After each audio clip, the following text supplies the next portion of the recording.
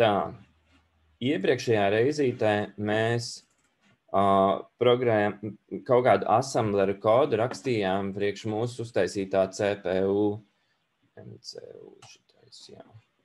Tad mums ir mūsu mikrokontroleris, flash atmiņa, procesors, RAMs, procesorā reģistri. Upsī, kas te notika?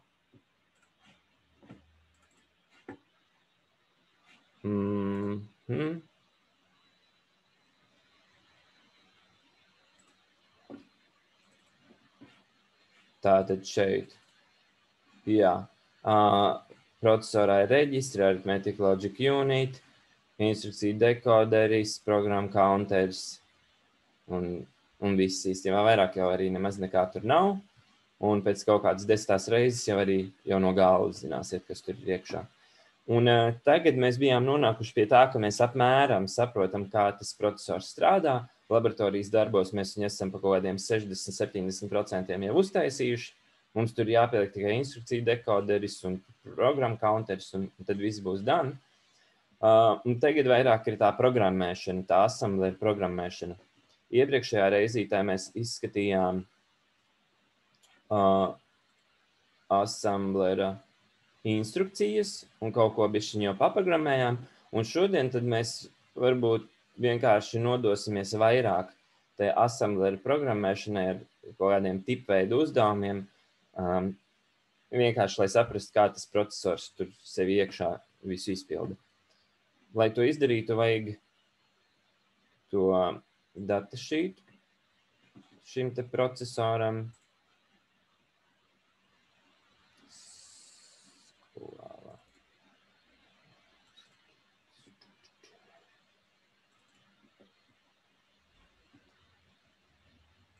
Tas laikam bija šis dokuments. Jā, labi. Un tad vienkārši izpildīsim dažus ļoti vienkāršus uzdevumus. Tātad, lai labāk programmētu assemblerī, ļoti nodara teksta procesors, kā teksta editor, kuram ir līniju numerācija. Un tāpēc šajā brīdī es izmantošu Notepad++. Problēma ir tā, ka mums kods sākas ar 0. rindiņu. Instrukcijas sākas no 0, bet Notepad++ numerācija sākas no 1. Tas radīs mazliet varbūt tās kaut kādas problēmas, bet mēs izdomāsim, kā to apiet. Bet idejiski tad mums šodien būtu jāparēķina daži ļoti vienkārši uzdevumi. Tātad uzdevuma jūs varat tikmēr aiziet, atvērt to CPU Logisimā, to mikrokontroleri, kas ir Ortusā ielikts, arī atvērt to instruction set Excelīti, un tad es iedošu kādus uzdevumiņus. Es viņus pildīšu, jūs varat mēģināt patstāvīgi viņus pildīt, un tad šodien vienkārši pārrakstīsim kodu assemblerī mūsējā. Tātad pirmais uzdevums būs sekojošs.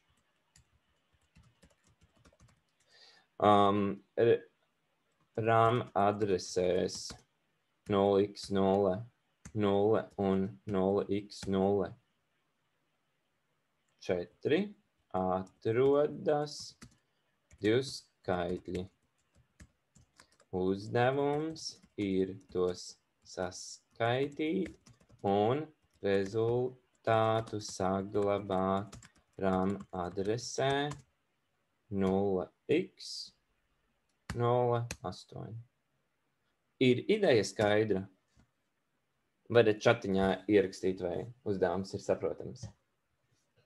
Un tos skaitļus mēs ierakstīsim ar roku. Tātad man rekur ir Logisims, es ieeju tajā MCU skatā, paņemu hand tool, ieklikšķinu šeit, tā ir RAM adrese 0. Un es tur, piemēram, ierakstu skaitli 88 heksdecimāli. Tālāk otrs skaitlis atrodas RAM adresē 0x04. Tur es ierakstīšu, piemēram, tā, lai nav overflow, mums, piemēram, tur būs skaitlis 12. Jā. Un tad rezultāts jāieraksta RAM adresē 0x08.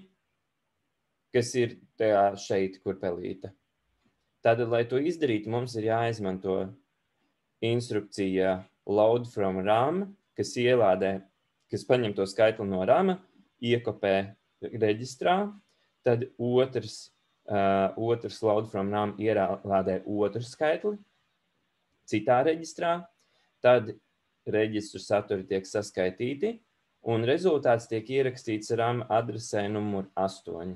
Ja? Tāds vienkāršs uzdevumiņš, un tad vienkārši izpildīsim viņu un paskatīsimies, kā viņš strādā. Jūs varat patstāvīgi to darīt.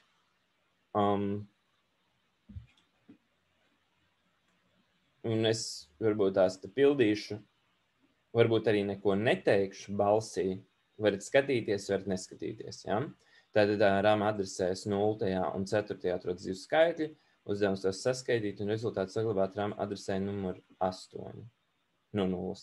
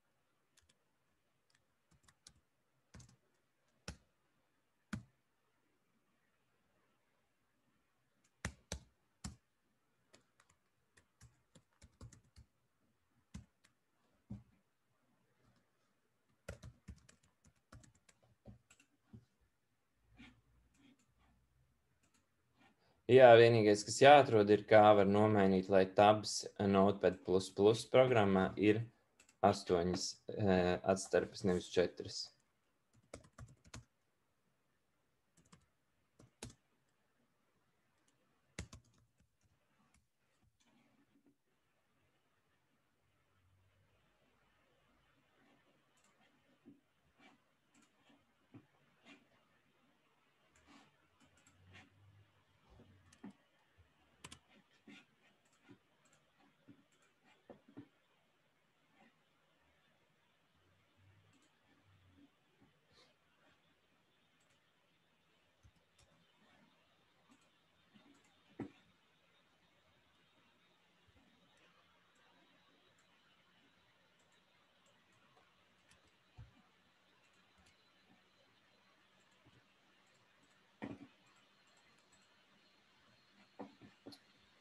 Es varu iekomentēt, ka es uzrakstīju kodu ielādēt no RAM.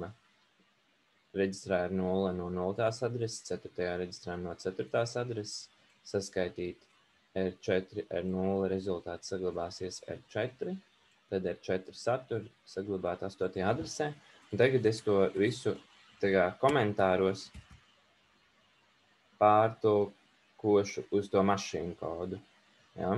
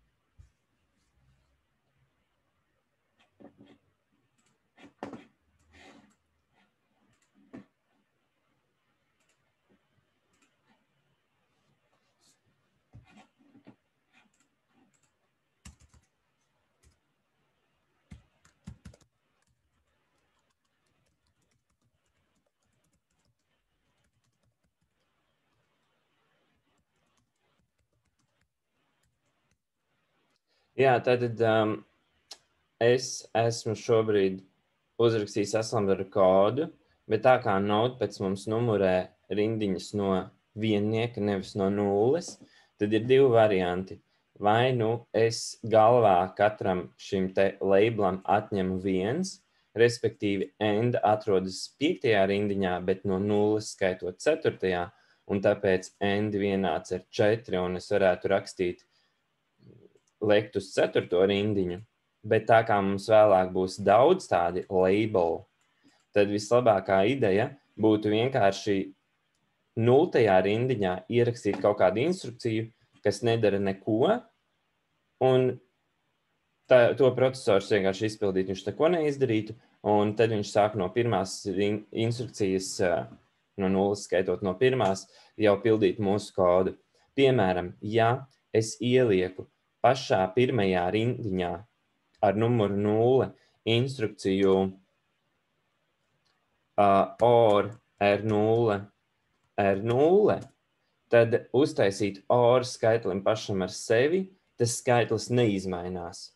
Līdz ar to, ja mēs tā izdarītu, tad tā rindiņa pati par sevi neko nedara, bet viņa aizņem vienu vietiņu atmiņā, piemēram, 0. adresi, un tad mūsu kods īstenībā sākas ar 1, un tad tas sakrīt ar Notepad++ numerāciju, un tad mēs varam to tā izmantot. Protams, īstie kompilātori, viņi numurē rindiņas no nulles, un tāpēc tā nav problēma, bet vienkārši šajā gadījumā, lai mums tur nav baigi galvā jārēķina un jāskaita klāt +1, -1, tad vienkārši 0. adresē, 0.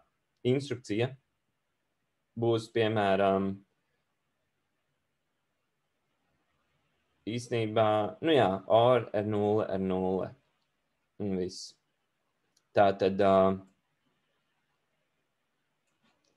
man caps locks OR R0 ir vienāds ar 0x, Arithmetic Logic Unit instrukcija 0, reģistrs 0, OR ir instrukcija numur 9 un 0. Līdz ar to, ja es Logisimā pašā pirmajā programmas atmiņas adresē ierakstu 0090, tā instrukcija neko neizdara. Viņa uztaisa OR reģistram pašam ar sevi, kas neko neizmaina, bet programma counters pārliks uz nākamo instrukciju, kas būs mūsu pareizajā Notepad++ numerācijā esošā instrukcija.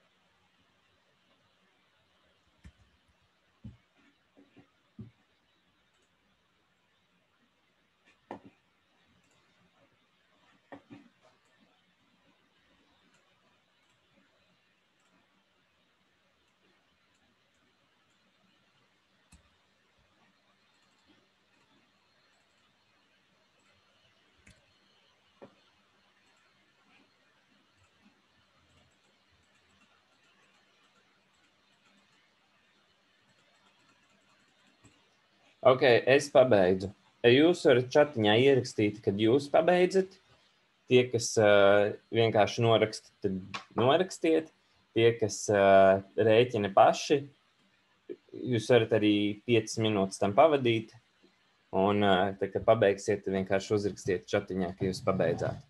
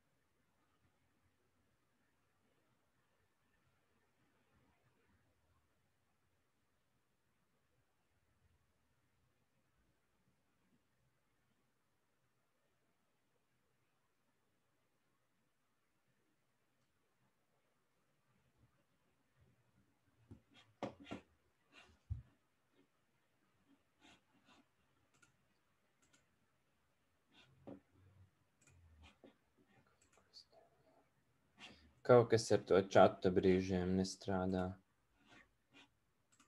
Tā, labi. Tad viens cilvēks ir izdarījis.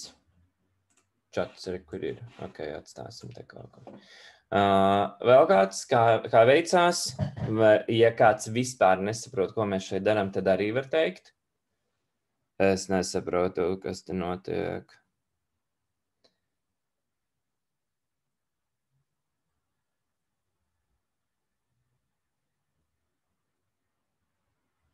Jā.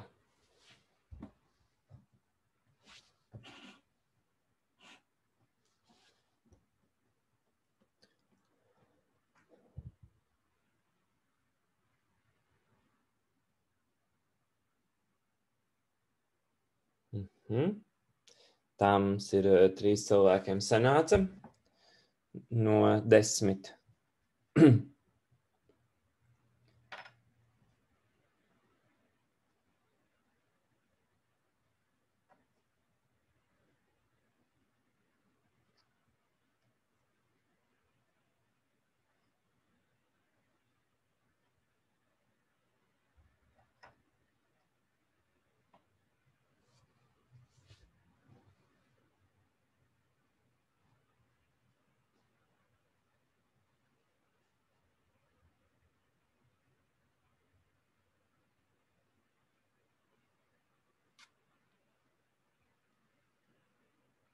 Ok, 5 minūtes pagāja.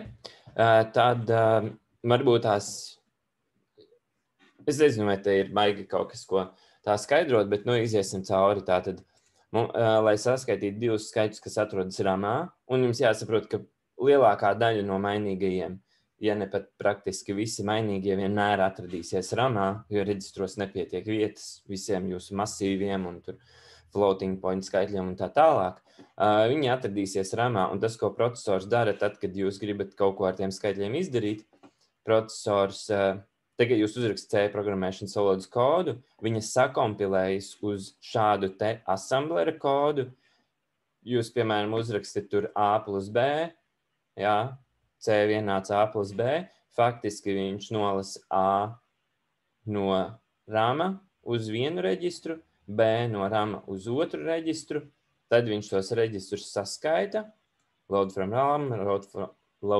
RAM, add, saskaita tos reģistrus, tas, ka pirmajam skaitlim pārrakstās pāri ir pilnīgi vienalga, jo īstenībā skaitļi glabājas ramā. Līdz ar to reģistri var rakstīt viens otram pāri, ko viņi grib. Līdz ar to, ja mēs saskaitām, mums nav jāuztraucās, ka pirmajam argumentam pārrakstīsies rezultāts pāri. Tas ir vienalga. Tāpēc mēs saskaitām R4 plus R0, kas ir rezultāts saglabāsies tajā R4. Tas ir pēc konvencijas vienkārši. Un tad nākamā instrukcija store saglabāt R4 saturu 8. adresītē. 0x08.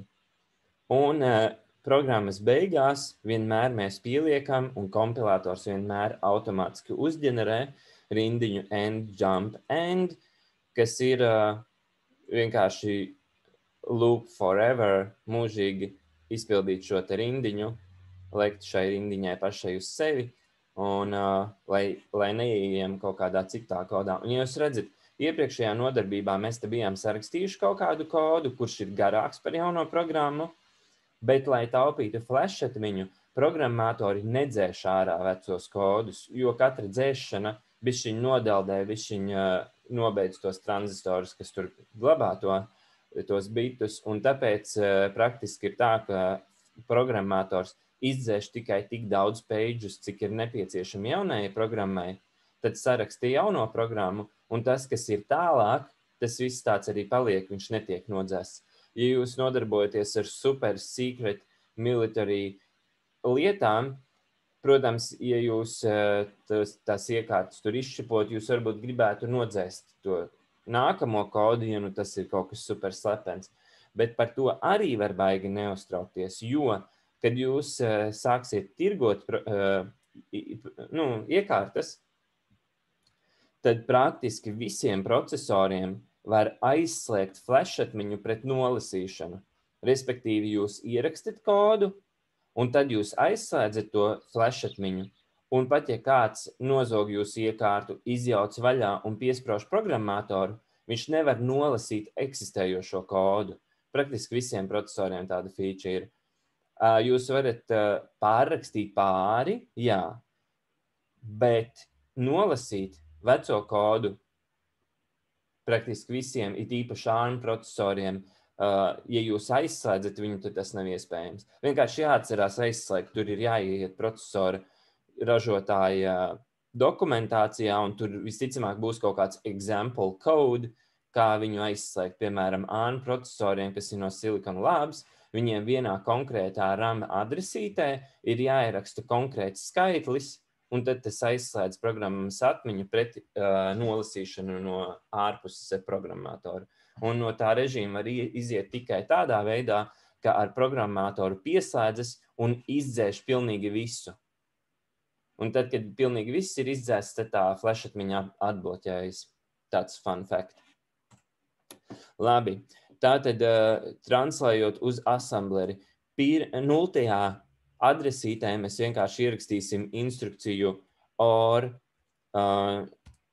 R0, tas ir respektīvi nedarīt neko, un OR ir instrukcija no Arithmetic Logic Unit klāsta, un tāpēc pirmie 4 biti ir 0.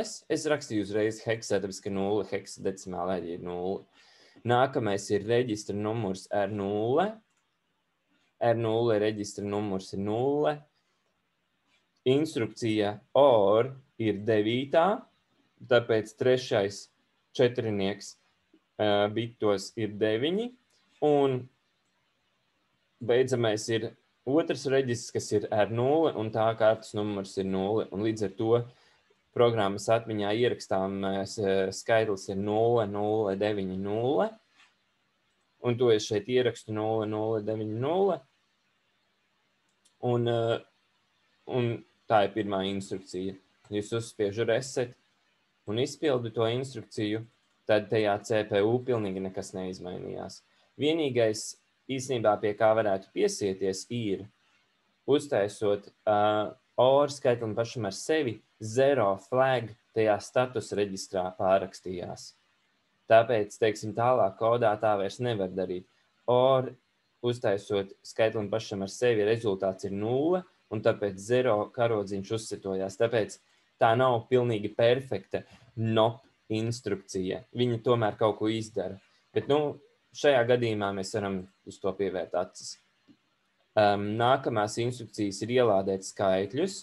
Ja mēs apskatāmies procesora datu lapā, mums pirmajā tajā Excel lapā ir instruction set full reference ar paskaidrojumiem un tā tālāk, bet mēs varam izmantot, ja mēs saprotam pirmo lapu, tad mēs varam izmantot otro lapu, kas ir quick reference. Te bez kaut kādiem paskaidrojumiem ir vienkārši uzrakstīts pirmie 4 biti, otrie 4 biti, trešie 4 biti un ceturtie 4 biti. Vienkārši tā īsumā saklopots. Tātad instrukcija ir load from RAM. Es atrodu LDR, atrodu šeit. Pirmie 4 biti ir 0011, kas ir skaitlis 3. Jūs varat to pārbaudīt uz kalkulātora, bet pēc 10. reizes jūs jau no galvas zināsiet. Binary 2 viennieki ir 2 plus 1 ir 3. Tātad 3. Tātad šeit ir 3. Nākamais ir destination registrs, kas ir 0, tātad 0 ir nākamais skaitlis, un tad adrese. 0. adrese ir vienkārši 00. Ja mēs rakstam šeit heksadecimāli, tad tos skaitļus uzreiz var likt tenī instrukcijā. Nākamais load from RAM 4. reģistrā no 4. adreses, bet jūs varētu izvēlēties jebkurus reģistrus, reģistru numuru 1 un tā tālāk. Tātad ielādēt 4. reģistrā no adreses 04 ir 3404. Saskaitīt reģistrus un rezultātu saglabāt reģistrā ir 4 ir add. Add ir no Arithmetic Logic Unit instrukcija klāsta, tātad sākas ar 00. Nākamais ir reģistrs ar 4, tātad četrnieks. Saskaitīšanas operācija add ir 0, tāpēc 0. Un otrs reģistrs, kuru mēs sēdam klāt, 0, un tāpēc 0 beigās. Tad instrukcija ir 0400. Store saglabāt tajā programmas RAM atmiņā store instrukcija rekur 0100, tas viennieks ir 4, tātad instrukcija sākas ar 4, un tālāk reģistrs ir 4. un adrese, kurā jāsaglabā 08. Un tāpēc tas instrukcija ir 4408. Un end, jump, end. Mēs paskatāmies rindiņas numuru 5, tātad end ir 5, tātad tas ir jump uz 5. rindiņu. Jump ir 5. instrukcija. Jump, kur ir 0100 ir 5-nieks. Tātad 5. instrukcija nākamie 4 biti ir visas nulles. Un beidzamie 8 biti ir adrese, uz kuru lekt. Tātad šī rindiņa, šī flešatmiņas adrese ir 5. Un tad mēs lecam uz adresi 05, un tad kods ir 5005. Un ja es to visu sabakstu šeit,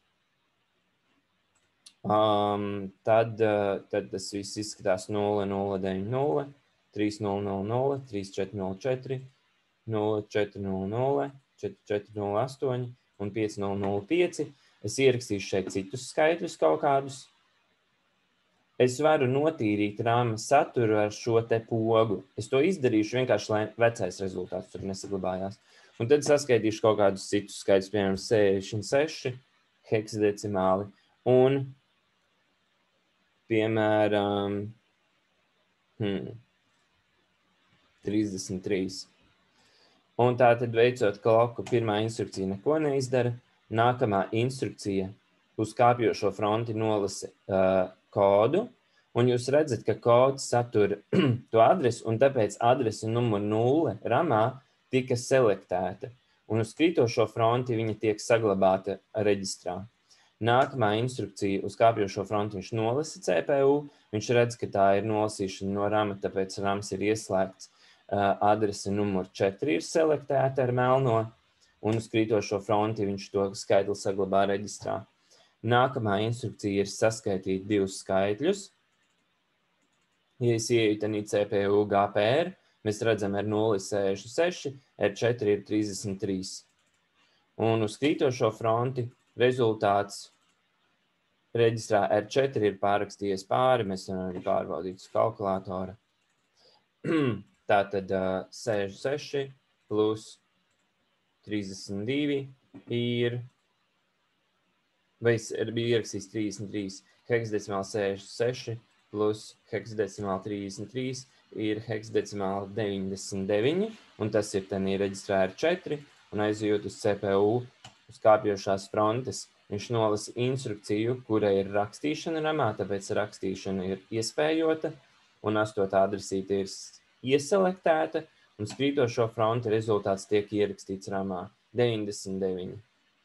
Un tālāk kloku var spiest cik reižu grib, viņš izpildīs instrukciju lekt uz 5. instrukciju. Nu, lūk, visi saprata, jā? Tad nākamos piemērus, varbūt tās es tur tā vairs tik traki neanalizēšu, nākamais uzdevums būs grūtāks. Otrais uzdevums. Lai jūs iemācītos kaut ko jaunu, tad nākamais uzdevums būs sekojošais. RAM adresēs 0x00 līdz 0x03 atrodas 32 bitu skaitlis. Un 32T A, piemēram. RAM adresēs 0x04 līdz 0x07 atrodas otrs 32 bitu skaitlis, tlis un 32TB.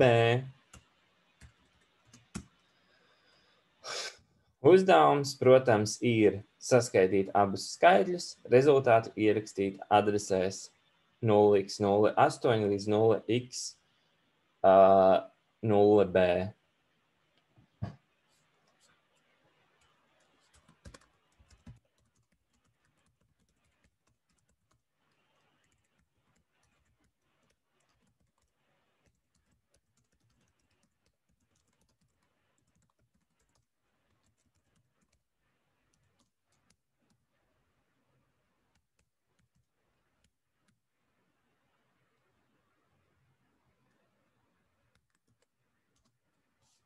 Ir ideja skaidra šim uzdevumam.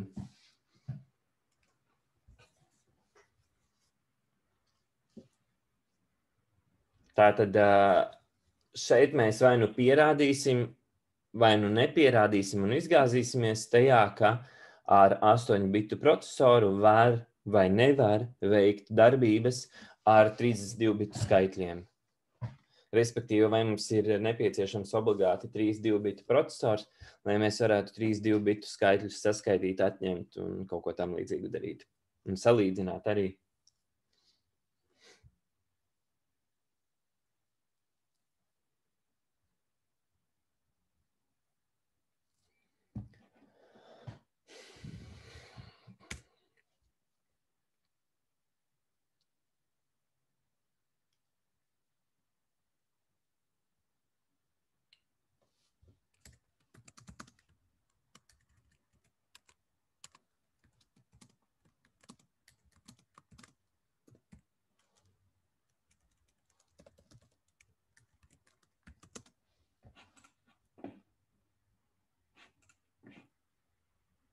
Tad es rakstīšu to kodu, neko neteikšu, jūs rēķinat paši. Un tāpēc tam rakstiet čatiņā, kad būsiet sataisījuši. Es rakstīšu tajā pašā kodā. Vai nē, jaunā. Tos kodus vajadzēs saglabāt, ielikt ortisā laikam.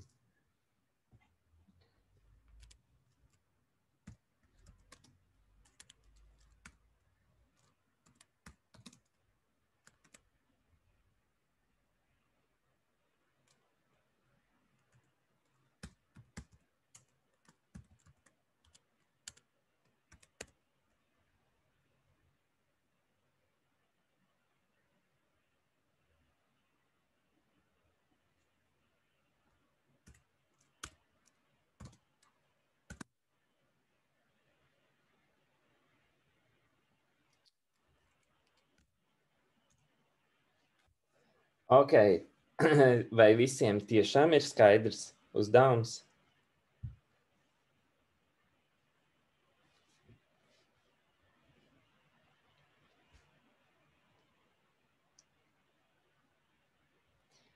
Ļoti labi. Tātad,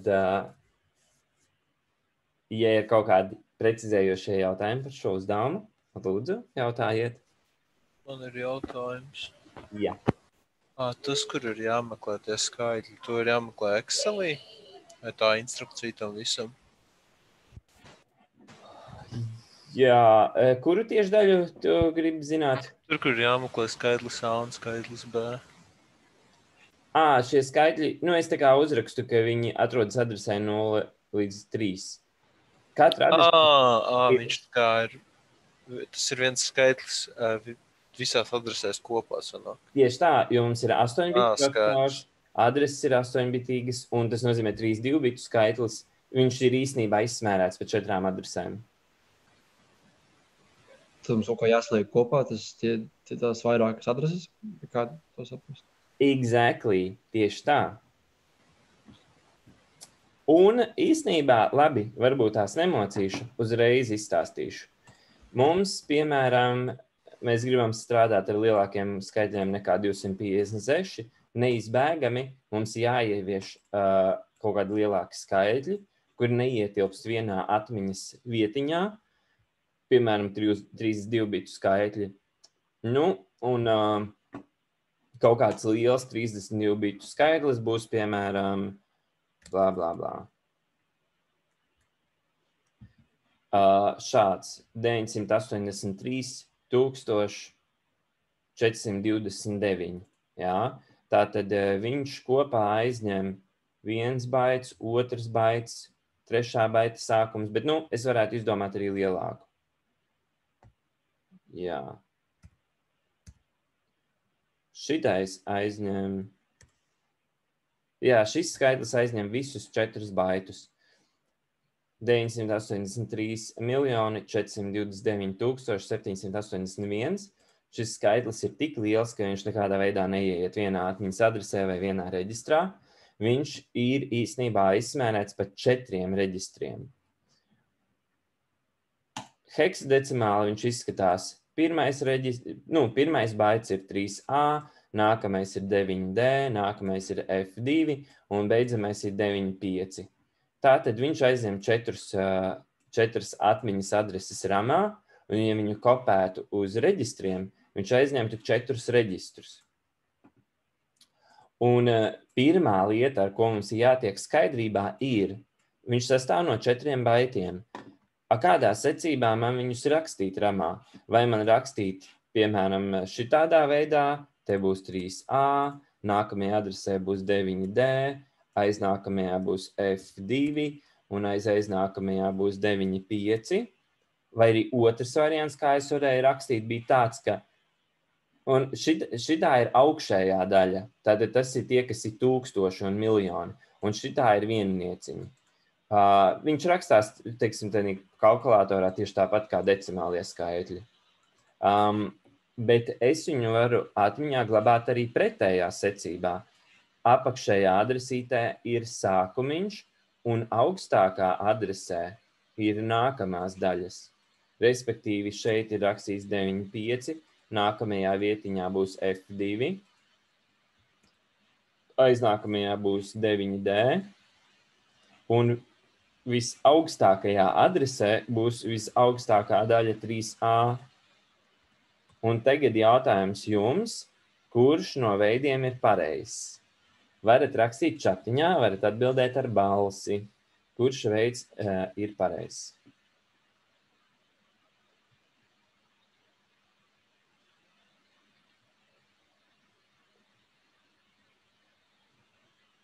Ja nezināt, tad izsakiet minējumu uz intuīciju. Iedomājieties, ka jums vienkārši jāmin un vienkārši uz intuīciju, kā jums liekas, kā datoros tiek šie skaļi saglabāti. Viņi tiek saglabāti tā, kā mēs lasām, vai arī zemākā daļa zemākajā adresē un augstākā augstākajā, vai arī otrādi.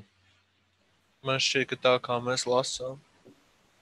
Ok, tātad atmiņa sākas no 0, un šitā viņš arī ierakstās.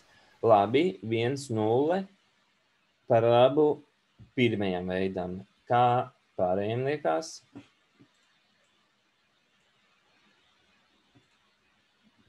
Droši vien pretēji. 1-1 par labu pretējam veidam. Zemākā daļa zemākajā adresē.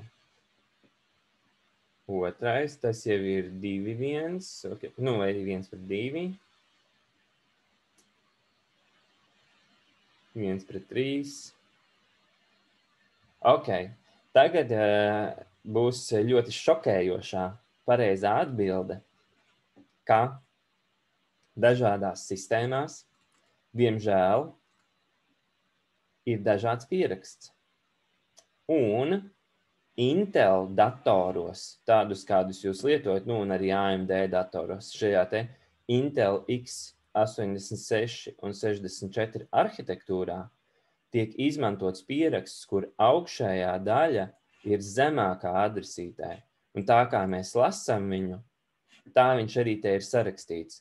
Tātad no 0. līdz 3. adresei 3A, 9D, F2, 9.5.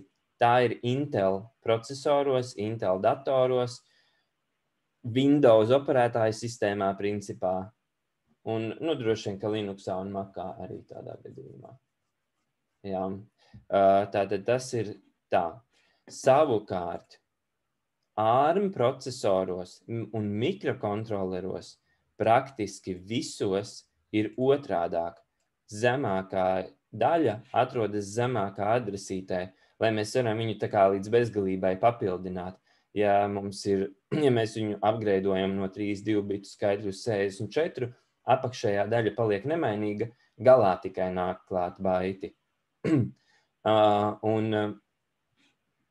līdz ar to tad ARM procesoros ir otrais veids, Intel procesoros ir pirmais veids.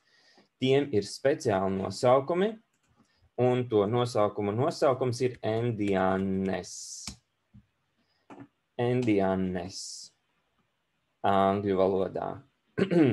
Latviešu valodā, man liekas, viņš ir kaut kā ieviesies kā Endiānis, tā kā līdzīgi kā Indiānis. Bet tātad endianness ir tāds fenomens, kurš parādās vienmēr, kad atmiņas šūnas ir mazāks par skaitu, kur mēs tajā gribam ierakstīt. Un tad ir rekur 2 varianti, rekur viņi vienkārši ir pat uzzīmēti. Pirmais variants ir big endian, skaitļa lielākā augšējā daļa saglabājas zemākā adresē un katra nākamajā. Un little endian, kad apakšējā daļa, skaitlīša mazākā daļiņa ir zemākā adresītē un augstākā ir augšējā adresītē.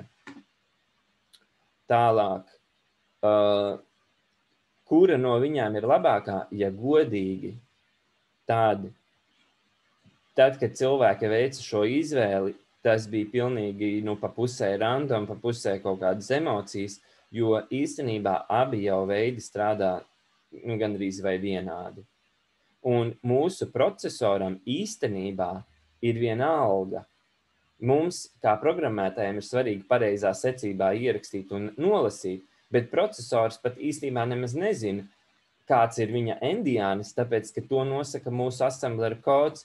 Ja mēs ierakstīsim tos skaitļus big endianī un saskaitīsim augšējās adreses vispirms, pēc tam nākamās un tad beidzamās un tādā secībā sarakstīsim, tad mums būs big endian sistēma, un ja mēs darīsim pretēji, tad mums būs little endian sistēma. Līdz ar to tas pat mazāk varbūt ir procesora jautājums, cik kompilātora un assembleri jautājums. Teiksim, Intel procesoros varbūt ir pāris hardware akcelerācijas, kuras izmanto big endian, un tāpēc x86 sistēmās tas ir big endian.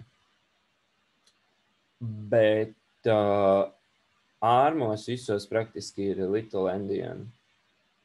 Blā, blā, blā. Es dīvaini, ka šeit raksta, ka tas ir little endian. Man liekas, ka tā nav. Man liekas, ka šeit nepareizi rakstīts. Vai arī viņi ir upgradeojuši, nezinu. Bet ARM procesoros un mikrokontroleros praktiski visos ir little endian. Tālāk ir tāda lieta, trešā lieta.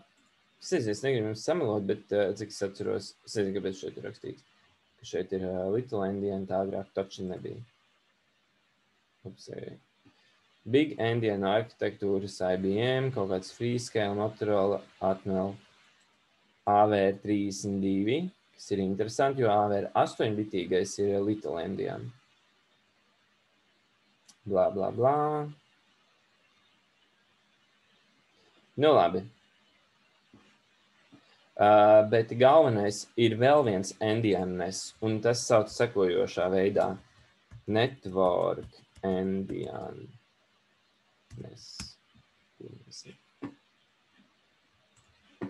Šeit pat tas bija networking.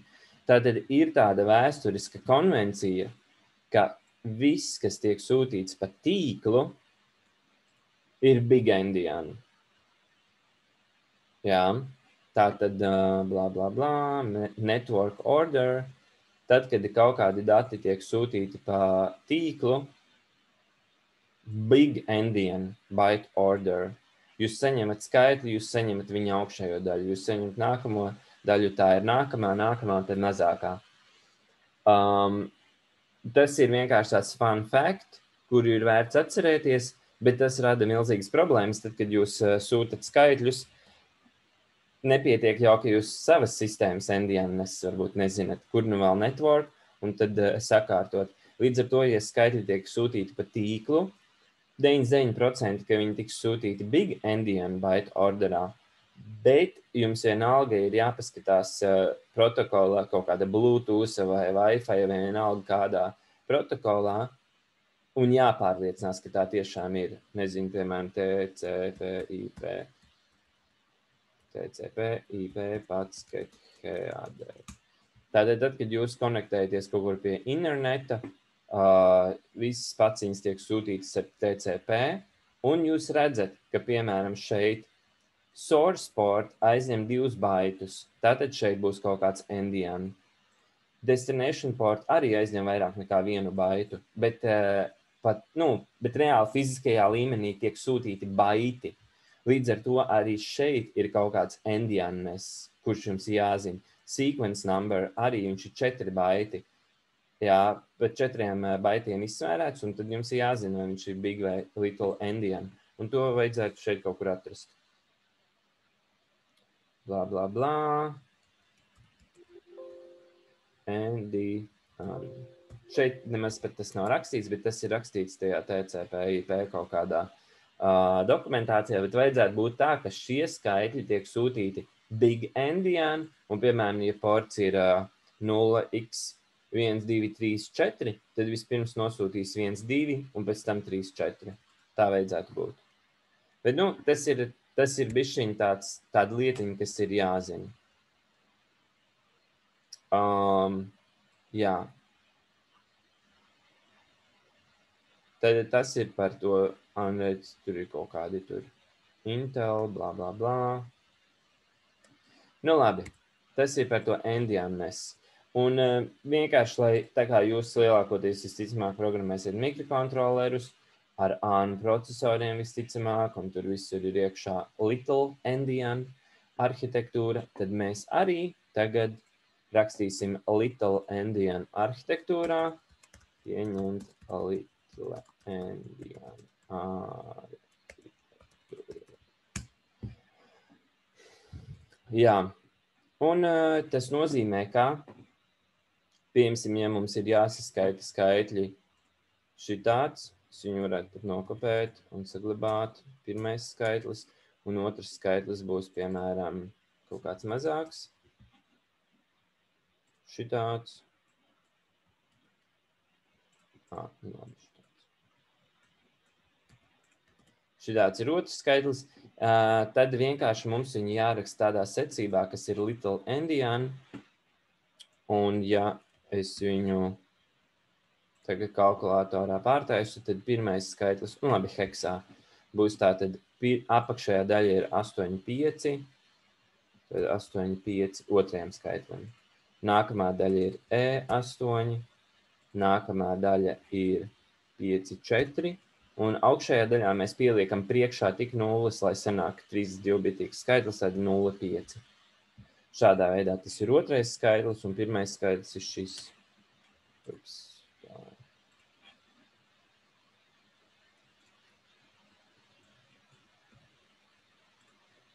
Heksdecimāli tas būs 95, F2, 9D un 3A. Tātad mazākajā adresītā ir mazākā daļa, un tad jo nozīmīgāka daļa, jo augstākā adresē viņš ir 95, F2, 9D un 3A. Ok. Tas otrs ir otrs skaitlis. Un šeit es ierakstu 0,0, es vienkārši nodzēšu iepriekšējā. Un tagad mums ir jāuzspiež uz CPU reset, un mums tagad ir jāuzraksta assemblerītī tāds kods, kurš pareizā secībā nolasa baitus, saskaita un rezultātus ieraksta rama adresēs no 8. līdz B. 8., 9., 10., kas ir A, un 11., kas ir B. Tāds assemblerīšu kods ir jāuzraksta, jāsavada iekšā programmas atmiņā un jānotestē, ka viņš saskaita skaitlīšus pareizi. Jā, varēsim tā izdarīt tādu lietiņu. Teiksim, nu jā, nezinu, 10 minūtēs vajadzētu paveikt.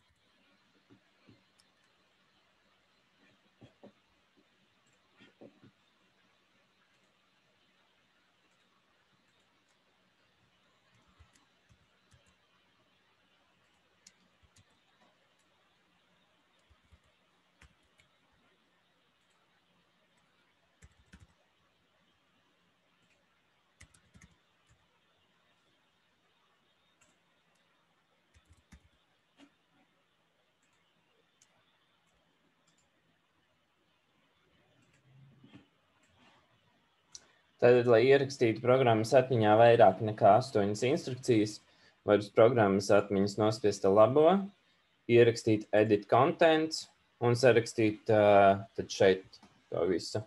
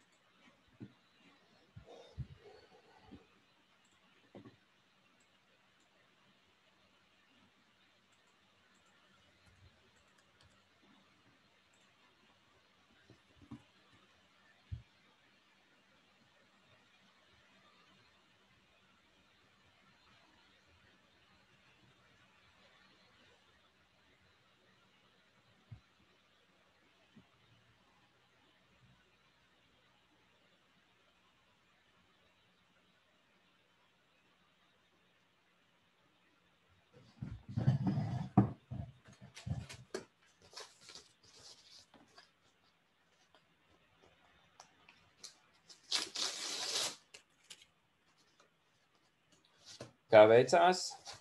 Cik procentiem jau esat izdarījuši?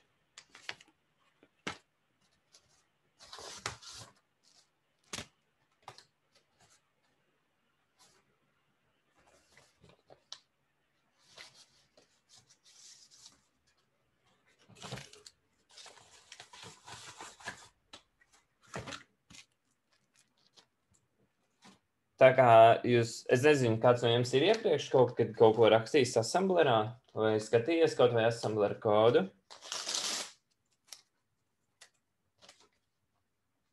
Varat ierakstīt čatiņā.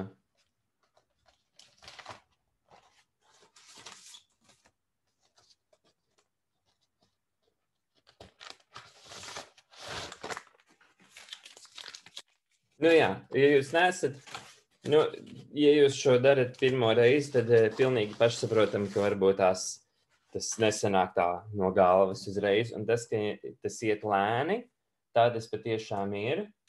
Ja jums iet lēni, tad tas ir normāli. Kā jau es iepriekš minēju, tad 70. gados, kad nebija Windowsa, un nebija visādi Notepad++, tad reāli cilvēki to visu tiešām darīja ar roku uz papīra, ļoti uzmanīgi rakstīja, lai nepārakstītos, kā arī ieviesa dažādas drukas rokraksta izmaiņas, lai, piemēram, septītnieks nesajūk ar vieninieku, jā, kaut kur pa vidām, un, nezinu, sešinieks laikam ar kaut kādu skaitli tur var sajūkt nejauši, tur trīnieks jāraksta uzmanīgi, lai neizskatās pēc astotnieka. Vārdu sakot, tas, ko mēs tagad darām, to tiešām agrāk cilvēki darīja tādā veidā.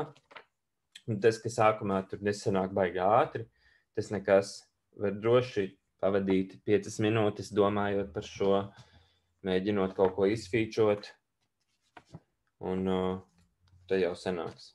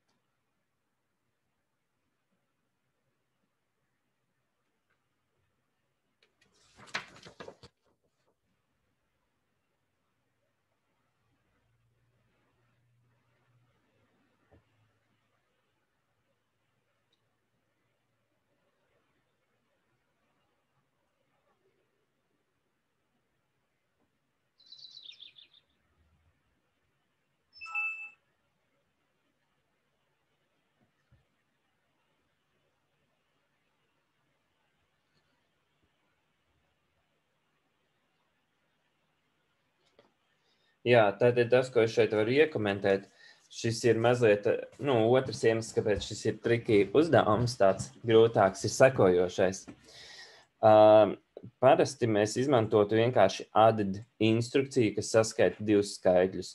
Piemēram, kā mūsu programma darītu, viņa sāk saskaitīt baitus pa 1 baitām, sākot no apakšējiem. Tātad, lai saskaitītu 2, 3, 2 bitu skaits, mēs saskaitām apakšējos baitus, piemēram. Apakšējie baiti ir 9, 5 un 8, 5. Es uzlieku heks skatu, uzlieku 9, 5 plus 8, 5 un saskaitu. Un tas triks ir tāds, ka rezultāts neietilpst 8 bitos. Mums ir pārnese uz nākamo pozīciju. Jā, tātad tas ir svarīgi. Un tāpēc mēs visur, kur mēs taisījām tos Arithmetic Logic Unit, mēs visur vazājām un vilkām līdzi to carry, un es jums solīju, ka viņš nākotnē kaut kad noderēs, un tad šis ir tas moments, kad viņš noder. Kad mēs saskaitam 2 lielus skaidrus, kas ir pa vairākiem baitiem, ir ļoti liela iespēja, ka saskaitot apakšējos baitus, šī pārnese izveidosies.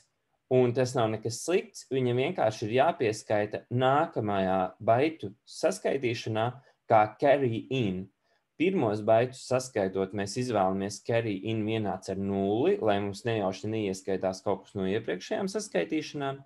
Mēs saskaitam apakšējos baitus, izmantojot instrukciju add, un viņš paņem carry in vienādu ar 0, uzforsē, saskaita, bet carry out ir vienāds ar saskaitīšanas augšējo bitu, kas neielien 8-bitīgajā saskaitīšanā. Piemēram, šajā gadījumā 9, 5 plus 8, 5 ir 1, 1, A.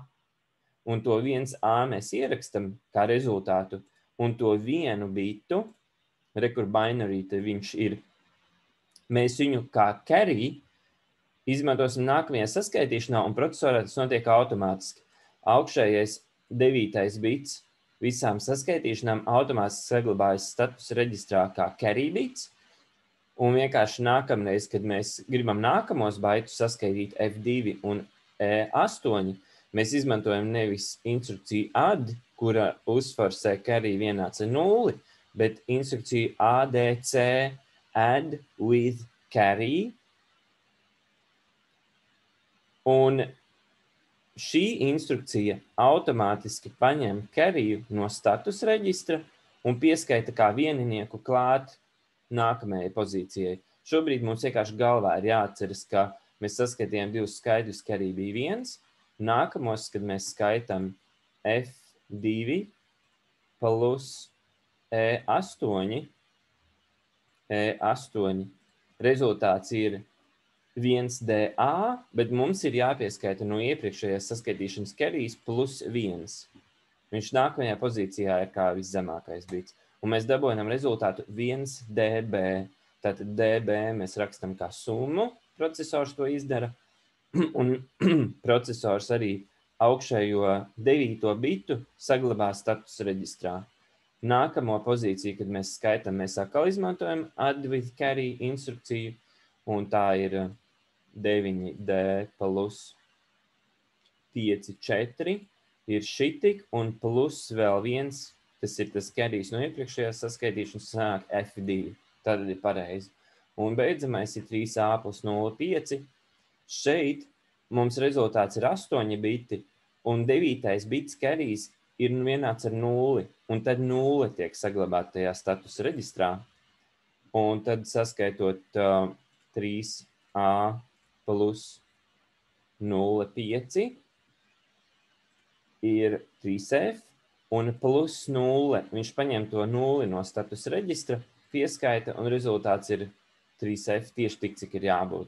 Līdz ar to, es nezinu, kā jums sanāca vai nesanāca, bet tas kaut ko es uzrakstīju, viņš apakšējos baitus saskaita, uzfarsējot, ka arī in vienāds ar 0, un nākamos skaitot, viņš pieskaita automātiski iepriekšējās reizes carriju, vienalga, vai viņš bija 1 vai viņš bija 0, pirmajos 2 gadījumos viņš pat sanāca mums 1, tad viņš tika izmantots arī, un beidzamajos viņš ir 0. Un ja pēc pēdējās saskaitīšanas carry bits iznāk 1, nu, piemēram, augšējie biti būtu tur 3A plus EF. Ja mēs saskaitam un pēc pēdējās saskaitīšanas arī carry out sanāk vienāds ir 1, tad tā ir mūsu pašu vaina, ka mēs esam saglabājuši pārāk lielus skaitļus, pārāk maza izmēra atmiņā. Un tādā gadījumā, ja mums tā sanāk, tas nozīmē, ka programmētājs nenovērtēja pareizi, kāda ir maksimālā vērtība, kāda var sanākt operāciju laikā, un vajadzēja izvēlēties glabāt skaitļus nevis kā 32 bitu mainīgos, bet kā 64 bitu mainīgos. Jā? Jā, un tas ir programmētāja atbildība. Ja jūs strādājat ar kaut kādiem datu masīviem, kur jums ir, piemēram, 1000 sampļi ar ADC, tur, nu labi, 1000 nē, tur vajadzētu būt vairāk, bet ja jums ir, ja jūs rēķinat, piemēram, vidējo kvadrātisko kļūdu kaut kādam sampļiem, jums jāizrēķina vidējā vērtība, tad jums ir jāizrēķina kaut kāda, teiksim, dispersija vai standarta deviācija uz procesora, lai novērtētu kaut kādas lietiņas. Tad jums ir jārēķinās, kad to rēķina tiem sampļiem izrēķinot vidējo aritmētisko, un jums jāpārliecinās, ka vidējais aritmētiskais ielien tanī skaitlī, piemēram, mums ir 12 bitu skaitļi un 1000 sampļi. 12 bitu skaitļu maksimālā vērtība ir 4096 reiz 1000 sampļi. Mums sanāk kopā, man tur bija heksa režīmā, 4096, 12-bitīgais ADC ir ļoti klasisks komponents mikrokontroleriem, viņiem 12-bitīgie mūsdienās tagad ir, atmilim ir 10-bitīgie laikam. Un pieņems ir 1000 sampļus jūs nomērat. Jā, tātad pirmkārt 12 biti ielien 16 bitu skaitlī. Jā, tātad jūs varējāt it kā sampļus glabāt 16-bitīgā masīvā. Savukārt viņu summa iznāk, cik te ir, 20-bitīga, jā? Jā. Tātad šis reizinājums neielien 16 bitos, bet jāizvēlas jau 32 bitu skaitlis, jo 16 bitos nesalien.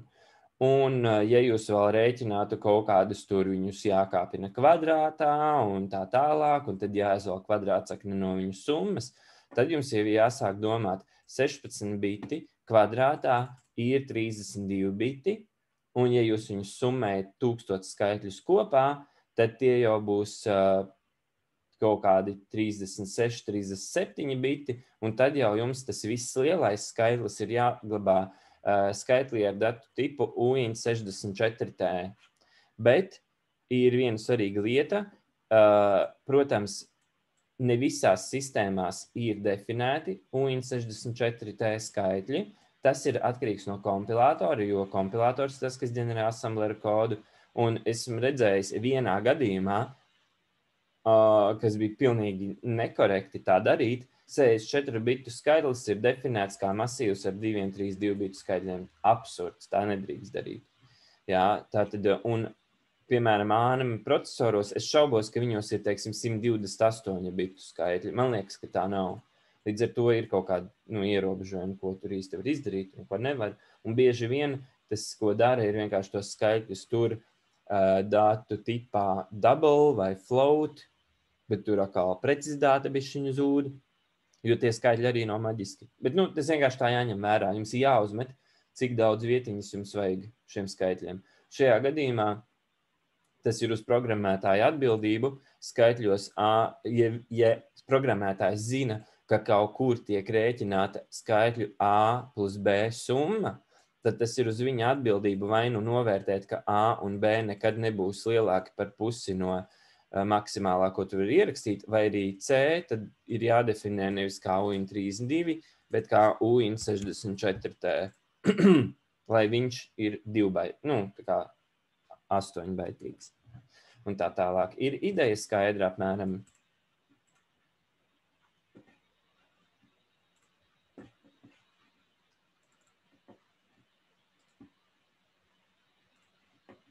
Jā, labi. Tagad ir 4,2 minūtes, mums droši vien nodarbība ir jābeidz. Cerams, ka sapratāt.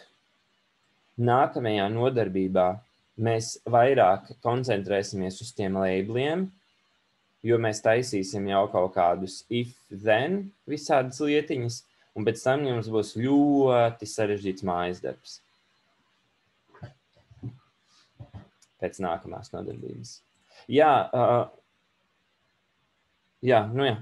pagājušajā nedēļā bija kaut kādas problēmas Ortusa darbībā. Es nezinu, man liekas, es ieliku jums tos laboratorijas darbus, to vienu laboratorijas darbu, kas tur ir CPU, tajā iekšā jāsavieno Arithmetic Logic Unit ar GPR, man liekas, tad to jūs varat izdarīt, augšu pielādēt un tā tālāk. Jā. Tad šodien, laikam, tas būs viss. Ja ir kaut kādi jautājumi, varat jautāt. Ja nē, tad pēc nedēļas nākamā nodarbība. Jā, visu labam!